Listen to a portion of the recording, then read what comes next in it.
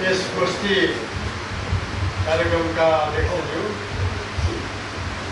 आजको प्रमुख व्यक्तित्व पत्रकारज्यू,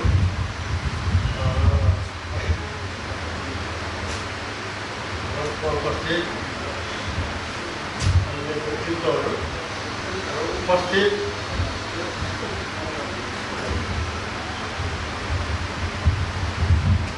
उपस्थित नेपालको जनजातीय आन्दोलनका अभियन्ता मित्रहरू सबैलाई आफूला दोदोलप्पा नमस्कार।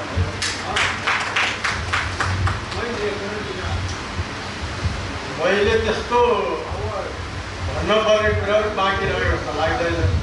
मभन्दा अगाडि चाहिँ मैले काइला कान्छाको पाली पऱ्यो, म जेठो परेँ। जेठोको अहिले आएको छ, जेठोको अलिक भाग कमै छ होइन। तर मलाई एउटा यो इतिहासतिर फर्केर एउटा सम्झना गर्न मन लाग्यो। यो बालचन्द्र शर्मा चाहिँ नेपालको इतिहास लेख्ने एकजना व्यक्ति। उनले 8 सालमा नेपालको ऐतिहासिक रूपरेखा भन्ने किताब लेखे। त्यसमा उनले के भनेर छ भने यो काठमाडौँ भेली अत्यन्त मलिलो अनि दक्षिण र उत्तरको व्यापारिक केन्द्र, यहाँका मान्छे खाइ खेली टन्न मोटाका, यी कहिले आन्दोलनकारी होइनन्।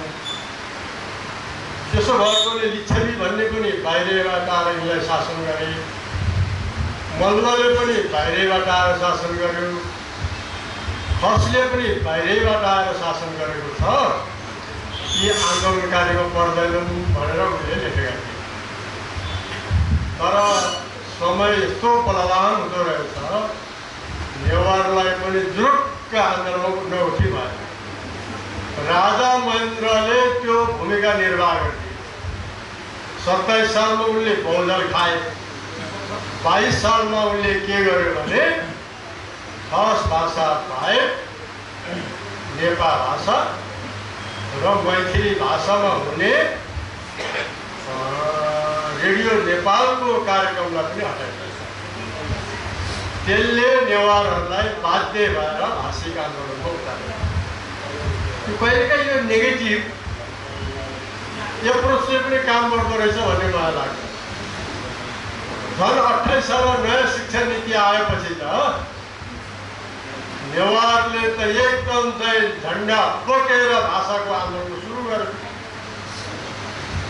र म पनि त्यो बेला काठमाडौँमा आइपुगेको थिएँ।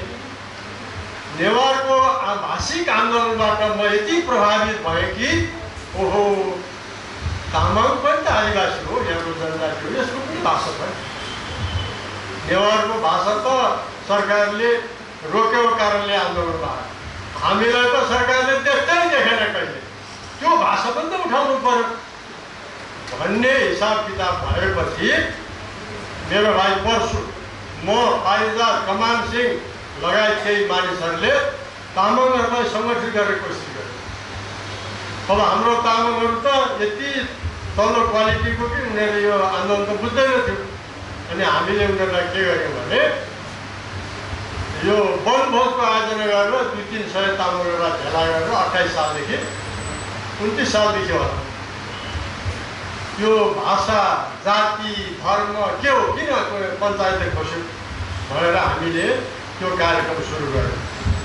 तर पञ्चको सरकार त त्यो अहिलेको सरकारभन्दा यति धेरै त्यो चलाक बाठो रहेछ कि हाम्रै मान्छेभित्र पनि उनले चाहिँ मान्छे घुसाउँदो रहेछ। र गोदावरीमा 3 सालपछि 31 सालतिर होला, गोदावरीमा हामीले पिकनिकको आयोजना गरेर तामाङहरू लग्यो। 3-4 सय तामाङ भेला भएको थियो। सरकारले के बुझेछ भने यसले जातिवादी चाहिँ मुद्दा उठायो, यी जातिवादी हुन् भनेर कमान सिंह लगायत हाम्रो भाइहरूलाई त्यहीँबाट पक्रेर। तर त्यसको एउटा फाइदा के हो भने हाम्रो युवाहरूमा अरूमा पनि जोस आयो। भत्तर खानु जाँदा पनि पो पक्रिँदो रहेछ। यस्ता सरकारका विरुद्ध हामी पनि बोल्छौँ भनेर तामाङ पञ्चहरू पनि बोल्न थाले, माननीय पनि मन्त्री पनि बोल्थ्यो। त त्यसले हामीलाई नेपाल तामाङ घेदुङ बनाउनको निम्ति ठुलो मद्दत गर्यो। तर एउटा कुरो के हो भने यो नेवारी आन्दोलनमा ल्याउन चाहिँ मल्लके सुन्दरको चाहिँ म प्रति ठुलो भूमिका छ। उनले नै मलाई तानेर नेवारको चाहिँ कार्यक्रममा नेवारको कार्यक्रममा भाषा आन्दोलन बोल्न लाउन थाले। अनि हाम्रो रिलेसन भयो र जब मङ्का खल 35-36 सालमा गठन भयो, त्यो मङ्का खलको प्रभाव त अन्य भाषिक क्षेत्रमा पनि धेरै अगाडि बढ्यो र मल्लके सुन्दर मार्फत म पद्मरत्नजीसँग जोडिन। अनि म पनि 70 न्यायको वृद्ध भन्नु मन नलागेको त्यस्तो व्यक्तिमा पर्छ, बुझ्नु भएन? 70 लागिहालेको वृद्ध भन्न मन नलागेको, तर भइ चाहिँ सकेको।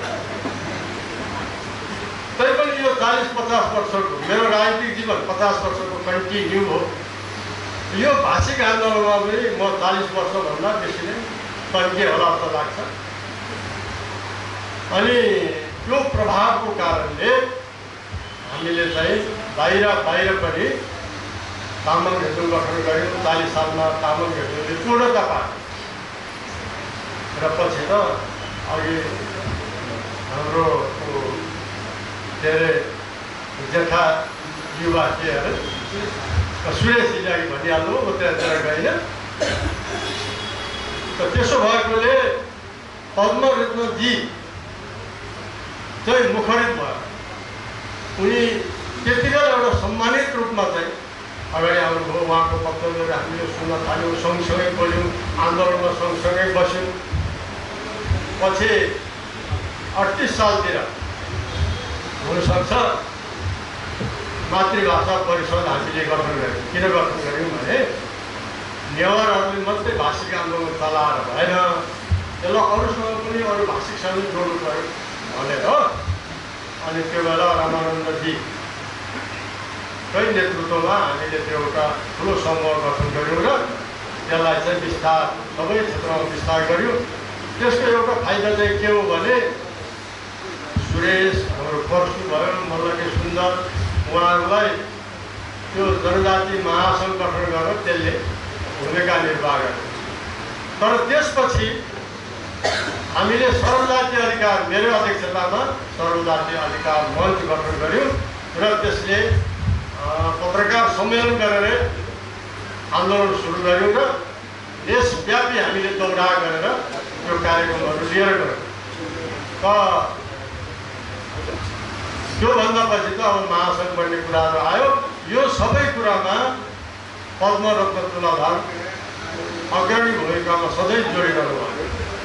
अब मैले यो मभन्दा अग्र पहिला बोल्ने वक्ताले बोलिसकेको कुरा हुनाले मैले दोहोऱ्याउन चाहदिनँ। पद्मरत्नजीलाई उहाँ र मेरो अरूभन्दा फरक छ कि मलाई त सँगै हुनु जस्तो लाग्छ। हामीले 44-45 सालमा नेपाल मानव अधिकार संगठन गठन गऱ्यौँ। ऋषिकेश शाहलाई अध्यक्ष बनाएर त्यो गठन गरेर त त्यो धेरै ठुलो त्यसले एउटा मुभमेन्ट थियो र पञ्चायतलाई ढाल्नमा त्यसको चाहिँ ठुलो एउटा भूमिका भयो। किनभने त्यसले मुद्दा पनि लड्न थाल्यो। तर त्यो हिसाबमा मलाई लाग्छ पहिला होइन, त्यही आन्दोलनबाट चाहिँ पद्मरत्नजी मानव अधिकारवादी हुनुभयो जस्तो लाग्छ र उहाँ कन्टिन्यू मानव अधिकारी भइरहनु भयो। र उहाँ र मेरो चाहिँ भेट कहाँ हो भने मैले त त्यो पञ्चायतको विरोधको अभियानमा मानव अधिकारवादी भएँ, त्यो संस्थापक भएँ। तर म मूलत राजनीतिक व्यक्ति हुँ। 40 सालको जनआन्दोलनमा चाहिँ म संयुक्त राष्ट्रिय जनआन्दोलनको तर्फबाट त्यसको नेताको हैसियतले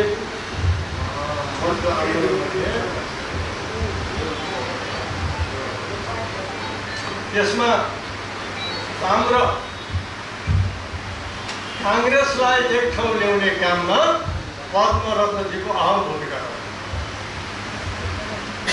अहिले अरू पार्टीतिर कुरा गरेर अब राजनीतिक पार्टीतिर कुरा गर्छु, उहाँको अहम भूमिका रह्यो र त्यो नयाँ संविधान बनाउने कुरामा उहाँको भूमिका रह्यो। त्यो त आफ्नो ठाउँमा यो माओवादीहरूलाई 7 राजनीतिक दलसँग एक ठाउँ ल्याउनेमा पनि उहाँ र दमन नारायणको अहम भूमिका रह्यो। म 7 दलको एउटा नेता थिएँ, म 7 दलको एउटा नेता भएकोले उहाँको भूमिकालाई नजिकबाट जान्दछु।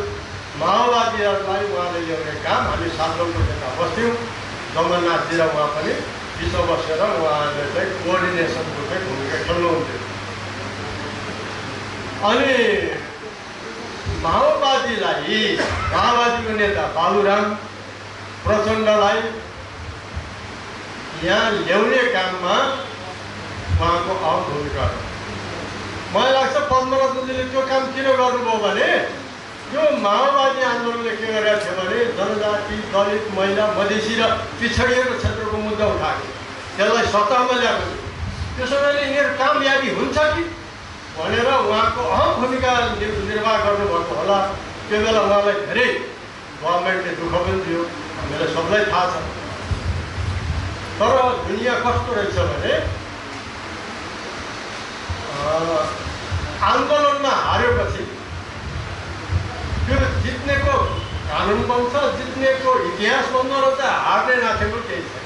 अहिले हाम्रो केही छ? केही छैन। पद्मरत्न जस्तो जोधालाई बल्ल तौरे लौरो। अहिले पद्मरत्न कहाँ छ? उनको आन्दोलन कहाँ छ? ओलीको सरकार कहाँ छ? अहिले ओलीको सरकारले जनजाति महासङ्घको अधिकार, त्यसको के जातिको अधिकार, तपाईँ हाम्रो अधिकार सबै छिर्यो। हिलमा नाच्नेको अधिकारी छैन। बुझ्नु भएन? हिल त आज एक दिन होला, महिना दिन अघिदेखि नाच्दैछ। यो स्कुलमा त स्कुललाई त यस्तो बनाएको छ कि पुरा हिन्दूकृत गरिदियो। बुझ्नु भएन? अनि जुन अहिले संविधान बन्यो 72 को संविधान, कहिलेकाहीँ म भन्छु क्या, त्यो चित्रबार केसी उनले कहिलेकाहीँ भन्ने गर्छ, अहिले त उनको मुख खुजल आएको छ के भएर हो। पहिला भन्ने गर्थे बाहुनहरूलाई त मर्ने बेला घाटामा लान्छ। त्यो घाटामा एउटा वैद्य बस्दो रहेछ कि त्यो वैद्यलाई एकपल्ट देखाउँदो रहेछ। ए वैद्यमा यो हाम्रो बिरामी मर्छ कि बाँच्छ भनेर सोध्दो रहेछ। अनि ऊ चाहिँ के गर्दो रहेछ? मुख नबोल्ने यसो मात्रै गर्दो रहेछ। बाँच्यो भने के भन्दो रहेछ? मैले त भनेकै थिएँ बाँच्छ, मऱ्यो भने मैले भनेकै थिएँ। अहिलेको संविधान धर्मनिरपेक्षमा पनि त्यही हो। अब हामीले देख्छ छ पनि छैन, तर मूलत त्यो छैन। हिन्दू धर्मको संविधान हो नेपालको। त्यही भएर तामाङलाई चाहिँ गाई काट्ने आरोप गरेको छ, जेलमा हालिरहन्छ। अस्ति मलाई चाहिँ खोटाङको एकजना राई भाइले सुना, गाई चाहिँ हामीले काट्यौँ, तामाङ गाउँको केटालाई ल्याएर खोजेर ल्याएर बाँधेछ पुलिसले। राईले गाई काट्ने, तामाङको गाउँमा चाहिँ पुलिस ल्याएर तामाङलाई ल्याएर। अब हाकिमलाई त देखाउनु पर्यो कि शेर्पाका पुग्ने कि तामाङका पुग्ने। राईले काट्छ भने सुत्ती माग्नै छैन। बुझ्नु भएन? अहिलेको धर्मनिरपेक्ष भनेको तामाङको विरुद्धमा जस्तो गरेको छ। अनि संविधानमा भाषा कुरा, त्यो संविधानमा छ पनि छैन भने यसो हेर्दा आशा छ। अब गर्दाखेरि त्यो निराशा। समानुपातिक त अहिले साथीले भनिहाल्नु, पहिला 60 समानुपातिक, 40 चाहिँ चुनाव थियो। अब 60 चुनाव 40मा गऱ्यो। त्यसमा पनि खस जाति जिन्दाबाद, खस महिला प्रमुख, पहिला खस पुरुष पहिला, त्यसपछि दलित को आउँदा आउँदा जनजातिको त पालै आउँछ। अहिलेको संविधान पूर्ण रूपमा रियाक्सनरी भएको, जनजातिको हिसाबले त्यति रियाक्सनरी कि हामीले यो जीवनमा 40 वर्ष चाहिँ दुःख गऱ्यौँ, त्यसलाई माटोमा मिलाएर अहिले जातीय राज्य सुरु गरेको छ नेपालमा। त्यो कम्युनिस्टको नाममा, काङ्ग्रेसको नाममा, जोसुकै नाममा गर्नु। अहिले नेपालको संविधान महेन्द्रकालीन संविधान। तर यो संविधानको विरोधमा हामी उठ्न सक्छौँ, हामीले केही गर्छौँ। यहाँ दुईटै कुरा छ। तपाईँ आन्दोलनमा उठ्नुहोस्, लड्न सक्नुहुन्छ, पाउनुहुन्छ। चुप लाएर बस्नुहुन्छ, आत्मसमर्पण गर्यो भने त्यसले थाहा पाउँछ। अहिले हाम्रो आन्दोलन त त्यहाँ छ। हो यो बेला पद्मरत्नजीको भूमिका अहिले महत्त्वपूर्ण। उहाँले लामो समय हाम्रो नेतृत्व गर्न लाग्छ। अब पनि उहाँको भूमिका, अहम भूमिका बाँकी छ। त्यसका लागि उहाँलाई हामीले शुभकामना दियौँ, दीर्घायुको कामना गरौँ। उहाँको एउटा जङ्गु भर्खर सकिएको छ, अर्को जङ्गु पनि उहाँले भ्याओस्, हामी पनि त्यसमा चाहिँ बोल्न पाऊँ। र यो आन्दोलन अहिले जुन आदिवासी जनजाति राष्ट्रिय आन्दोलन छ, यो आन्दोलन अलिक सेलाको छ भनेर गोसाईले भन्नुभयो। हो, यो अहिले सेलाको। यसको दुईटा कारण छ। एउटा, सत्तामा पुगेका पार्टीमा बसेका हाम्रा साथीहरू अलिक प्यासी भएको पाइहालिन्छ कि भन्ने छ। त्यो पाउनेवाला कहिले छ, उनीहरूलाई त्यो प्यासी बनाउने दिन दिन पनि पर्ने भयो। अर्को चाहिँ मैले अहिले भर्खरै सुने, हिजै मात्रै सुने, माओवादीले प्रचण्डहरूले त पार्टीभित्र जातीय सङ्गठन बनाएको थिए। अहिले जातीय सङ्गठन बनाउनु खोज्दा ओलीजीले के भन्यो भने हाम्रो एमालेमा त्यस्तो चलन छैन, जातिवादी कुरा हुँदैन भन्ने सुन्छु। अब परिणाम त देखिएन। त्यसो भएकोले त्यहाँ हुने साथीहरूले अब विचार गर्नु पर्यो। अब फर्क भाइ, ब्याक टु मङ्गलमा, फेरि सडकमा, फेरि त कहाँ सडक। जबसम्म मुद्दा जितिँदैन सडकको। अहिले हाम्रो मुद्दा माथि भएको छ, हामी आन्दोलनकारी चाहिँ होता छौँ क्या। मुद्दा उच्च, आन्दोलनकारी हो, नेता होता भएको। अहिले साँच्चै भनौँ भने हामी नेताविहीन भएको। यो अवस्थामा सबैले यो झन्डा मुनि, आदिवासी जनजाति राष्ट्रिय आन्दोलनको झन्डा मुनि गोलबन्द भएर आन्दोलन गर्नुपर्छ। मेरो त मत के छ भने हामी सबैले बुझेका छौँ, सबै जान्दछौँ, तर हामी सडकमा निक्लिन डर। हिजो त हामी निक्लिएका छौँ, अब भोलि निक्लिन किन डराउने? अधिकार खोसियो, त्यो अधिकारको निम्ति, पुनर्प्राप्तिको निम्ति सडकको विकल्प हुँदैन। पञ्चायत सडकले फ्याँकेको, 47 सालको संविधान सडकले फ्याँकेको, ज्ञानेन्द्रलाई सडकले फ्याँकेको भने ओलीलाई फ्याँक्नु नसकेको कुरा। अर्को संविधान लेख्न सकिन्छ, लेखेकै त हो। त्यसो भएकोले अहिले जुन हामीले पाएको अधिकार छ त्यसलाई कटौती गर्दैछ। त्यसको रक्षाको निम्ति साथै यो सरकारलाई घुँडा टेकाउनु, प्रतिक्रियावादी सरकारलाई घुँडा टेकाउनुको निम्ति तपाईँ सडकमा आउनु। त यो आन्दोलन सडकमा आओस् भन्ने म चाहन्छु। म त हाम्रो पार्टीको तर्फबाट छाती ठोकेर भन्छु, हामी सडकमा। यो आन्दोलन आओस्, हामी सडकमा। विकल्प छैन साथी हो। र पद्मरत्नको जुन अहिले महत्त्वपूर्ण भूमिका छ, उनको भूमिका अझै बाँकी छ। त उनलाई कसरी सडकमा ल्याउनुपर्छ, त्यसको निम्ति हामी सबै तयार हौँ। उहाँलाई मद्दत गरौँ। एउटा उहाँ व्यक्ति होइन, एउटा संस्था हो। संस्थालाई बचाउने सबैको दायित्व। त्यसमा कुन पार्टी साथीको कुरा छोड्दिनु। म एउटा पार्टीको होला, अर्को पार्टीको होला, अर्को पार्टीको होला, तर मूल कुरा हामी आदिवासी जनजाति हो कि होइनौँ? हाम्रो अधिकार छिनेको छ कि छैन? अहिले भाषा कहाँ छ, धर्मनिरपेक्ष कहाँ छ, हामीले खोजेको सङ्घीयता लापता। त्यो नेवा स्वायत्त शासन प्रदेश कहाँ छ? अहिले तामसालिङ कहाँ छ?